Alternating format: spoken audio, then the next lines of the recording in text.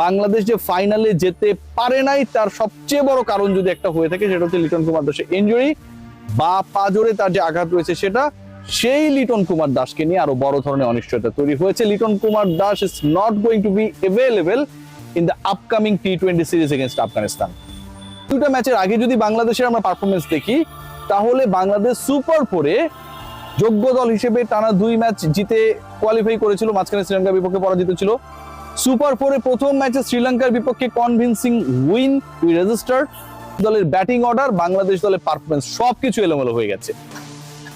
সবকিছুতে এমন একটা বিচ্ছিরি অবস্থা তৈরি হয়েছিল যে ওই জায়গাটা রিপ্লেস করবে কে, কেউ করতে পারে নাই। লিটনের না থাকার কারণে বাংলাদেশ দলে নাম্বার 4-এ শাক মেহেদীকে ব্যাট করতে পাঠানো হয়েছিল। একজন ক্রিকেটারের না থাকা বাংলাদেশ দলকে কতটা ভুগিয়েছে আমার কাছে মনে হয় আপনাদের কাছে ক্লিয়ার হয়ে গেছে।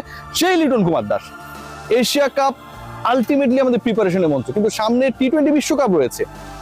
বাংলাদেশ টানা 3টা সিরিজে জিতেছে, শ্রীলঙ্কার এগেনস্টে, আফগানিস্তানের এগেনস্টে, দুটা শক্তিশালী দল টি-20-তে। শ্রীলঙ্কা গতকাল কি ফাইটটাই দিল ইন্ডিয়ার বিপক্ষে, তাদের এগেনস্টে ব্যাক টু ব্যাক ম্যাচ জিতেছে এশিয়া কাপে লিটনের ক্যাপ্টেন্সিতে। সেই লিটন কুমার দাস আপকামিং সিরিজে আফগানিস্তানের বিপক্ষে থাকছেন না। 2 তারিখ থেকে যে সিরিজটা শুরু হবে, এটা কোনোভাবেই আমাদের জন্য, বাংলাদেশ দলের জন্য, বাংলাদেশের প্রিপারেশনের জন্য এন্ড লিটনের জন্য অ্যাকসেপ্টেবল না।